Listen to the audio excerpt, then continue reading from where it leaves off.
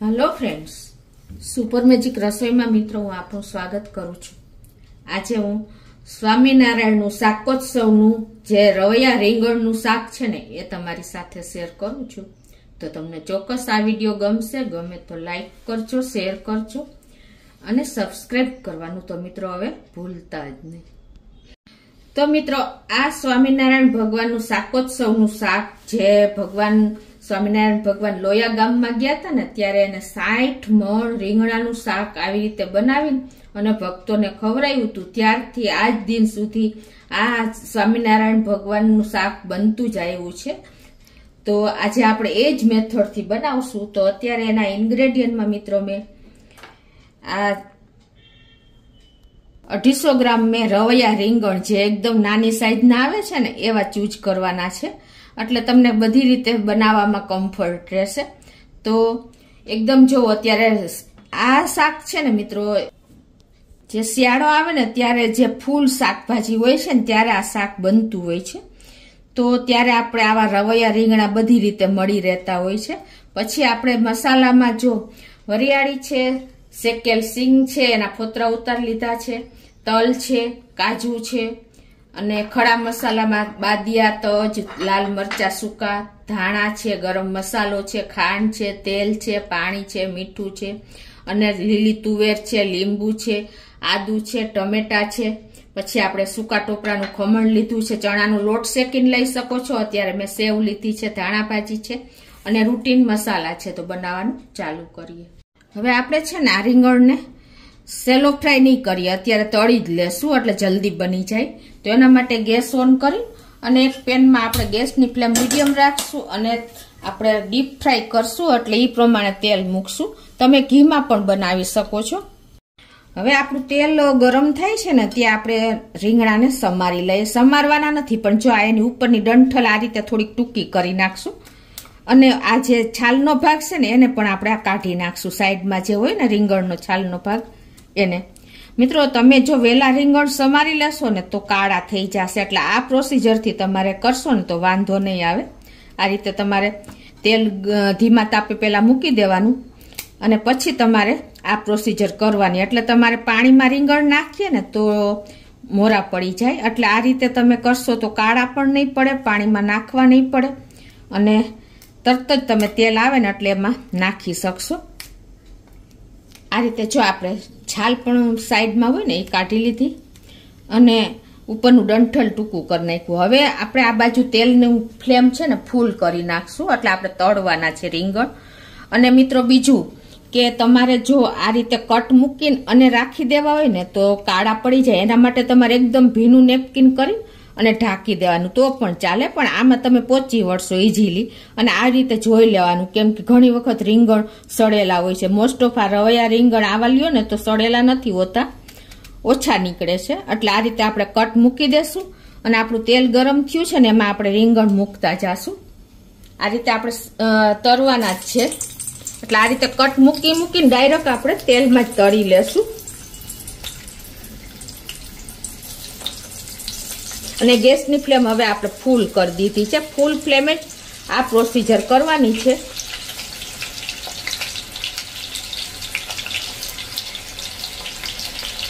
અને હવે આને આપણે આ રીતે ફેરવતા રહેશું એટલે એકદમ સરસ આપણા રીંગણ જલ્દી ફ્રાય થઈ જાય।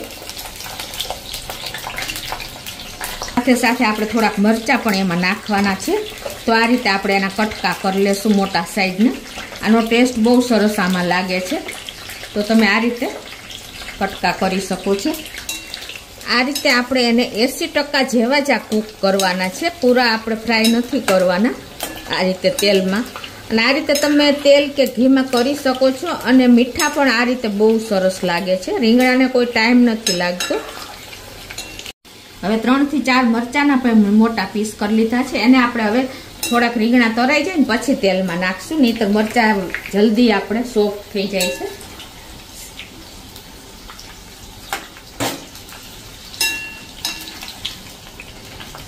હવે આપણે રીંગણાને પણ ચેક કરી લઈએ। જો આ રીતે તમે ચપ્પુ ઇનર કરશો ને એટલે ઇઝીલી અંદર જતું રહે છે।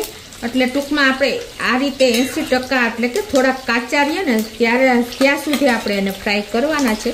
તો આપણા રીંગણા ઓલરેડી થઈ ગયા છે, તો એને એક પ્લેટમાં લઈ લેશું.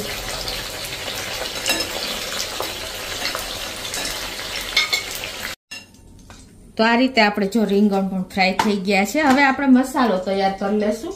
આપણે મસાલો પીસવાનો છે, તો એના માટે આપણે જે આ બધા મસાલા લીધા છે ને એ નાખશું. તો 1 ટેબલ સ્પૂન જેવા આપણે તલ લઈ લેશું, 1 ટેબલ સ્પૂન વરિયાળી, 1 ટેબલ સ્પૂન આખા ધાણા અને 1 મુઠ્ઠીથી 1.5 મુઠ્ઠી જેવી આપણે શેકેલી સિંગ લીધી છે એ નાખી દેશું. અને કાજુ પણ મેં લીધા છે 10 થી 12 પીસ, એને પણ આપણે આમાં જ નાખી દેશું. કાજુને પણ મેં રોસ્ટ કરી લીધા હતા. આપણે આ 1 થી 1.5 ટેબલ સ્પૂન જેવું ટોપરાનું ખમણ લીધું છે, એને પણ આપણે આમાં જ નાખી દેશું. અને શેકેલો ચણાનો લોટ તમે લઈ શકો છો, અને સેવ હોય તો સેવ પણ લઈ શકો છો, કે ગાંઠિયા કાંઈ પણ લઈ શકો છો. એ મેં 1/4 કપ જેટલા લીધા છે. એક આપણે ચકરી ફૂલ 1 થી 1.5 અને તજના ટુકડા નાની સાઈઝના 2 અને 2-3 લવિંગ નાખી અને આને આપણે પીસી લેશું. આને આપણે ક્રમ્બલ જેવું કરવાનું છે, એકદમ ઝીણું નથી કરવાનું. તો આ રીતે જો આપણે ક્રમ્બલ કરી લીધું છે. અને હવે આ મસાલાને આપણે જ્યાં ફ્રાય કરેલા એટલે કે તળેલા રીંગણા છે ને એની માથે નાખી દેશું.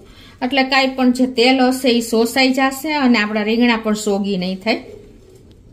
તો આ રીતે જો આપણે મસાલો ઉપર સ્પ્રિંકલ કરી દીધો છે. હવે આ બાજુ આપણે જે પેનમાં આપણે રીંગણને ફ્રાય કર્યા હતા એમાં જ આપણે ગેસ ઓન કરીને અને 3 ટેબલ સ્પૂન જેવું તેલ મૂકી દીધું છે. તો ગેસની ફ્લેમ મીડિયમ છે અને આપણું તેલ પણ ગરમ થઈ ગયું છે. તો એમાં આપણે 1 ટીસ્પૂન જેવું જીરું આખું નાખી દેશું. આમાં થોડુંક જીરું ચડિયાતું હશે ને તો ટેસ્ટ બહુ સરસ આવે છે. 1 થી 1.5 ટીસ્પૂન નાખી દેશું. અને હવે એમાં આપણે આ જે ખડા મસાલા લીધા છે ને એ નાખી દેશું. 2 લાલ સૂકા મરચા, 1 આપણે બાદિયાનું ફૂલ અને 2 ટુકડા તજ, આ બધું જ આપણે આમાં નાખી અને 1 ચમચી આપણે વરિયાળી નાખી દેશું.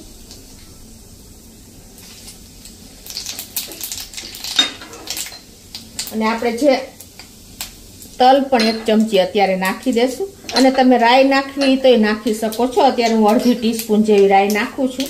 અને આપણે જે આ તુવેરના દાણા લીધા છે ને એને ડાયરેક્ટ આપણે આ રીતે તેલમાં નાખી દઈશું.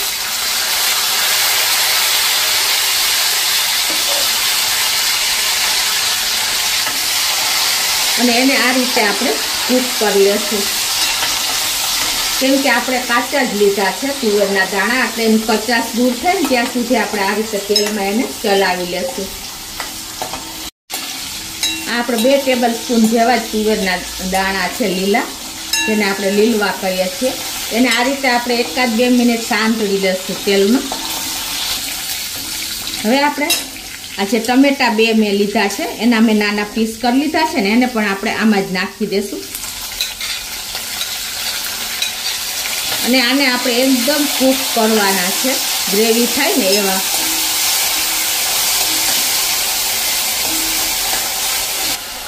અને હવે આપણે ટમેટા જલ્દી કૂક થાય અને આ તુવેરના ને ટમેટાના ભાગમાં આપણે 1/2 ટીસ્પૂન જેવું મીઠું નાખી દઈશું.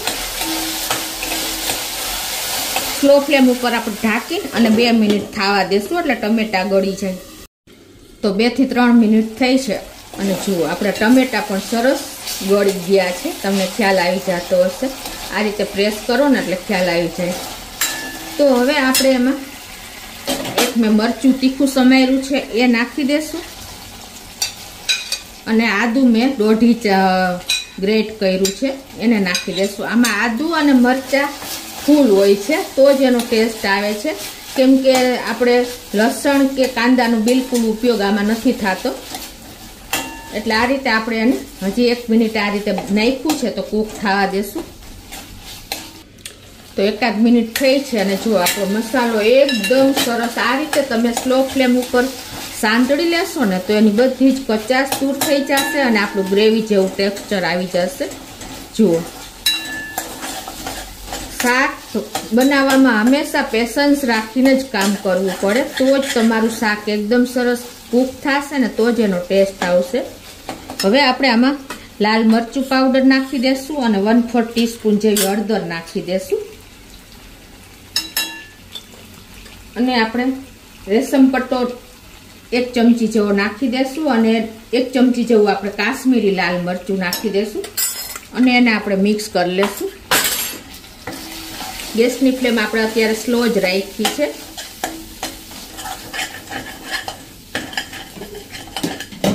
અને હવે આપણે લાસ્ટમાં જે આ ક્રમ્બલ આપણે બનાવ્યો હતો ને મસાલાનું, સેવ ને બધા સૂકા ડ્રાય મસાલા એ નાખી દેશું અને 1 મિનિટ આપણે આને આ રીતે સાંતળી લેશું. ગેસની ફ્લેમ સાવ સ્લો રાખીને જ આપણે આ બધું મિક્સ કરવાનું છે. અને હંમેશા વાસણ તમારે થોડુંક જાડું લેવાનું એટલે કોઈ પણ પ્રોબ્લેમ ન આવે.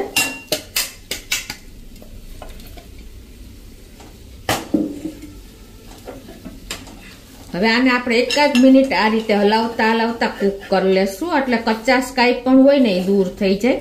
અત્યારે મિત્રો આ બધા આપણે સૂકા મસાલા પણ આમાં નાખ્યા હતા, ખડા મસાલા, એટલે આ ક્રમ્બલની એટલી સરસ સ્મેલ આવી રહી છે.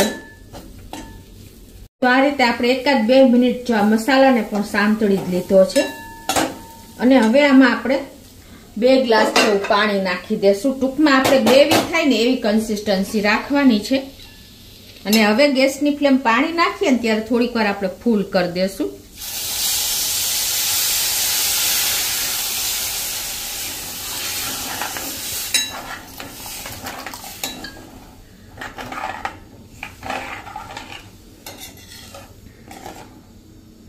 બે થી 2.5 ગ્લાસ જેવું પાણી જોઈ જશે મિત્રો, કેમ કે આપણે આ બધો જ મસાલો શોષી લેશે. જે આપણે ક્રમ્બલ કર્યો હતો ને, ચણા સેવ ને બધું, તલ વરિયાળી. અને હવે આમાં આપણે થોડુંક મીઠું નાખી દેશું ટેસ્ટ એકોર્ડિંગ 1 ટીસ્પૂન જેવું અને 1 ટીસ્પૂન જેવી ખાંડ નાખી દેશું. મીઠું 1 ટીસ્પૂન અને 1 ટીસ્પૂન ખાંડ. તમે ગોળ પણ નાખી શકો છો. અને 1 ચમચી જેવો આપણે ગરમ મસાલો નાખી દેશું. ખડા મસાલા તો આપણે નાખ્યા જ છે, તો પણ ટેસ્ટ પૂરતો નાખશું.